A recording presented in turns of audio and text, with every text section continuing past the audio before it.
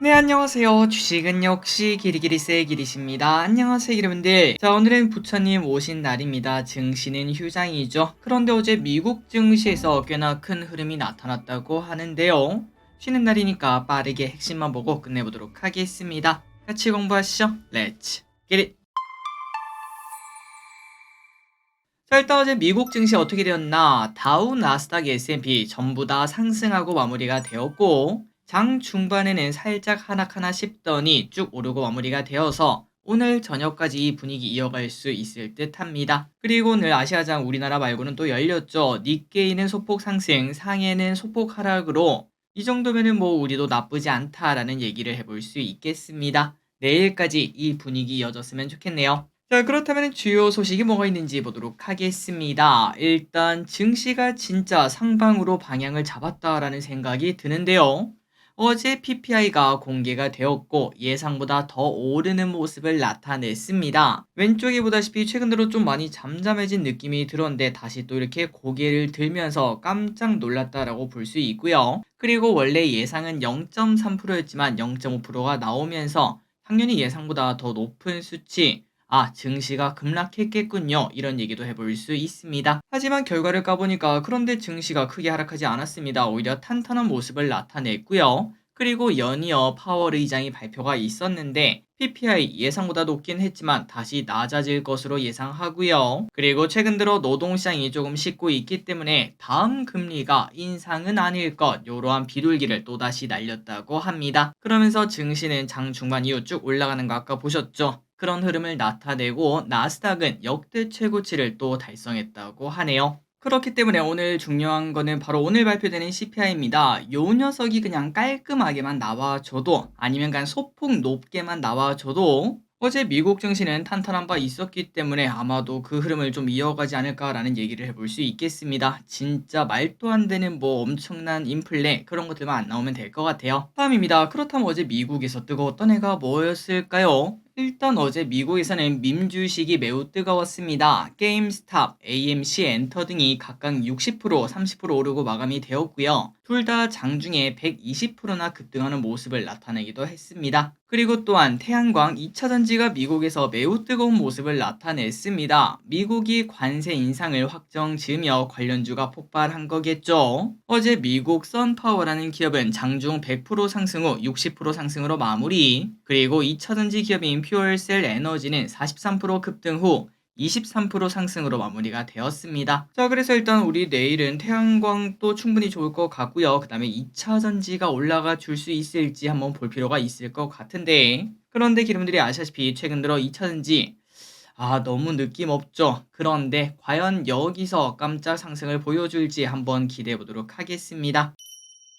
다음입니다. 그렇다면 관세 관련 이야기를 보도록 하겠습니다. 결국 미국에서 확정을 내렸는데요. 철강 25%, 반도체 50%, 리튬이온 배터리 25%, 태양광 50% 등으로 관세를 대폭 올려잡은 걸 볼 수 있습니다. 그래서 어제 미국에서는 관련주가 급등하는 모습, 왼쪽에 보이는 선파워라는 기업 60%나 급등했죠. 자, 다만 여기서 우리가 걱정을 해볼 것은 중국의 반격이 나타날 것으로 보이기 때문에 우리는 미중 분쟁, 수혜주 플러스 그다음에 히토류 관련주 이런 것들도 관심 있게 볼 필요가 있겠습니다. 최근 들어 히토류 관련주가 매우 잠잠했죠. 과연 앞으로 올라갈 수 있을지 아니면은 이때까지 부각되지 않았던 새로운 미중 분쟁 관련주가 나타날지 한번 볼 필요가 있겠습니다. 그리고 우리가 생각을 해봤을 때 이런 관세 전쟁이 또 시작되게 되면은 증시에게는 당연히 약재가 될 수도 있겠죠. 그런 악재 때문에 증시가 좀 하락한다면은 이러한 미중 분쟁 수혜주가 더 크게 올라갈 가능성, 인버스적 성격을 가질 가능성이 높기 때문에 이러한 부분을 생각하면서 우리의 투자도 고민을 해봐야 될 것 같습니다. 지속적으로 체크해 보도록 할게요. 다음입니다. MSCI 5월 편입 종목 드디어 정기 리뷰가 발표가 되었습니다. 편입 종목은 알테오젠, 엔캠, HD 현대일렉트릭이라고 하고요.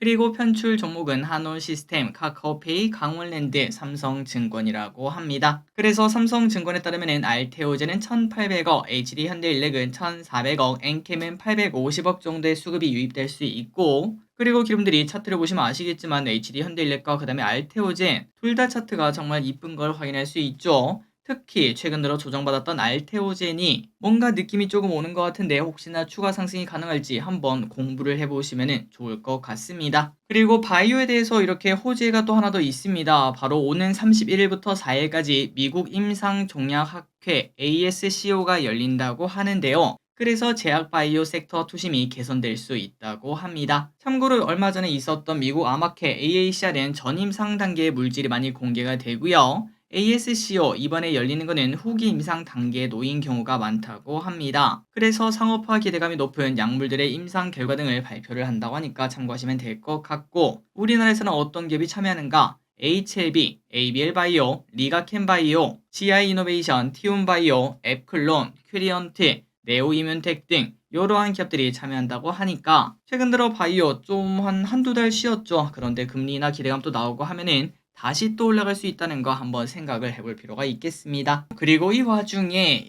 원래 진짜 코스닥 바이오의 왕은 이 친구였죠. 신라젠. 그런데 여기서 호재가 오랜만에 나타났습니다. 신장암 치료제인 팩사백이 미국의 리제레론 파마슈티컬스에 기술 이전할 수 있다. 이런 얘기가 나왔는데요. 양사는 오는 31일 아스코 혹은 아니면은 다음 달 3일에 만날 수 있다고 하는데 당연히 기대감이 나올 수밖에 없겠습니다. 그래서 이제 이러한 소식이 나오자 신라젠 시간의 상한가까지 갔는데 내일 어떤 식으로 나타날지 바이오에 전체적으로 훈풍이 불어올지도 보도록 하겠습니다. 다음입니다. 저출산 관련 이야기를 보도록 하겠습니다. 항상 똑같은 이야기인데요. 정부에서는 저출산을 많이 신경 쓰는 모습입니다. 한덕수 총리는 저출생 문제의 원인과 해법을 원점에서 재검토하며 특단의 대책을 강구하고 있다 이렇게 언급을 했고요. 그래서 분명 언젠가는 반등을 하긴 할 겁니다. 언제쯤 저출산 문제가 해결이 될지, 그리고 도대체 어떤 걸 해야 확실하게 해결이 될지도 많이 궁금합니다. 그래서 통계 등을 보면 대부분 돈이 문제라고 하는데요. 그래서 제 생각으로는 그냥 한 명씩 얼마씩 주는 게 가장 좋지 않나 라는 생각이 들기도 하고, 다만 악용하는 사례가 생길 수도 있기 때문에 한 번에 바로 주는 게 아니라 20년에 걸쳐서 주는 방식, 혹은 집을 살 때 대출을 조금 더 유리하게 해준다는 거 등등 그런 것들로 하는 게 가장 좋지 않나라는 생각이 듭니다. 어쨌든 언제가 될지 모르겠지만 다시 또 우리나라에 아기들이 많아지며 저출산 관련주가 텐베거가 되는 날이 왔으면 좋겠네요. 다음입니다. 기대분들 요즘 어플 어떤 거 많이 쓰시나요? 지난달 한국인이 사용한 스마트폰 앱을 조사한 결과 가장 오래 사용한 거는 당연히 유튜브. 지금 또 기대분들 사용하고 계십니다. 그리고 그 다음으로 오랫동안 사용한 거는 당연히 카카오고요. 그리고 인스타가 3등을 차지를 했고 네이버가 4등, 틱톡, 웹툰 순으로 이어졌다고 합니다. 자, 참고로 인스타는 모바일 앱 통계를 집계하고 처음으로 네이버를 제치고 3위에 올라왔다고 합니다. 그러니까 네이버 입장에서는 많이 아쉽다라는 얘기를 해볼 수 있겠죠. 지속적으로 인스타의 사용 시간이 늘어나고 있다고 하니까 아직도 인스타가 대세구나라는 걸 확인할 수 있습니다. 다음입니다. 알리테무를 넘어 중국 초저가 패션. 뭔가 중국이 우리나라에 침투하는 것은 알리테무밖에 없는 것 같은데, 그런데 은근슬쩍 중국발 초저가 패션도 빠르게 침투하고 있다고 합니다. 바로 쉬인, 샵사이다 이러한 브랜드라고 하는데요.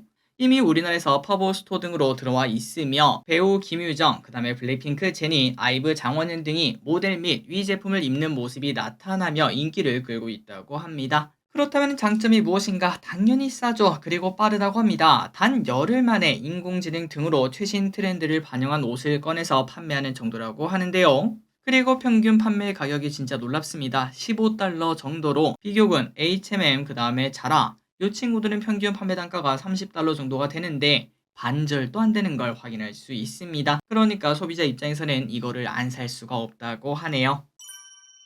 다음입니다. 탕후루 이야기 한번 쓱 보도록 하겠습니다. 폐업이 개업보다 많다. 분명 작년까지만 하더라도 탕후루 가게들이 줄줄이 개업하더니 그런데 이제는 줄줄이 폐업하는 모습을 나타냈습니다. 올해 누적 폐업 점포 수가 개업 점포 수를 앞지르는 모습을 나타냈다고 하는데요. 디저트류 트렌드가 빠르게 변하는 상황에서 물가 상승 압력까지 더해지자 운영이 쉽지 않다고 합니다. 그러다 보니까 최근에는 이제 탕후루만 하는 게 아니라 양꼬치, 분식, 아이스크림, 커피 이런 것들을 같이 판매하며 수익성을 조금 더 올리는 모습을 확인할 수 있다고 합니다. 다음입니다. 최근 의료 AI가 다시 시동을 거는 듯한데 이 와중에 대장주 루닛의 실적을 보도록 하겠습니다. 올해 1분기 실적 당연히 성장했을 거야 라고 생각했는데 그게 아니네요. 작년 대비 반토막 난 51억을 기록했고요. 작년 4분기보다 조금 더 줄어든 실적을 보여줬습니다. 이렇게 하락한 이유가 뭔가 바로 일본 상황이 바뀌었다고 합니다. 이때까지는 일본 정부가 코로나 대응 예산 등으로 많이 주면서 루닛의 매출도 늘어났는데 그런데 그 예산이 이제 줄어들다 보니까 자연스럽게 매출이 줄어들었다고 하네요. 다만 2분기에는 자사 제품이 혁신 의료기기 등으로 채택이 되면은 당연히 루닛의 매출도 늘어날 것으로 보인다고 하니까 이번에 발표된 실적은 일회성으로 좀 안 좋은 거다라고 볼 수 있다고 하는데 실제로 그렇게 될지 한번 보도록 하겠습니다. 다음입니다. 범죄도시 4 사상 첫 트리플 천만 달성. 우리나라 역사상 시리즈가 쌍천만이 아니죠. 3천만을 달성했다고 합니다. 범죄도시의 아는 맛이 이번에도 통했다라고 말할 수 있겠는데요. 다만 이 와중에 독점 스크린 논란, 가면은 범죄도시밖에 없어서 이렇게 된 거다 이렇게 말은 하고 있지만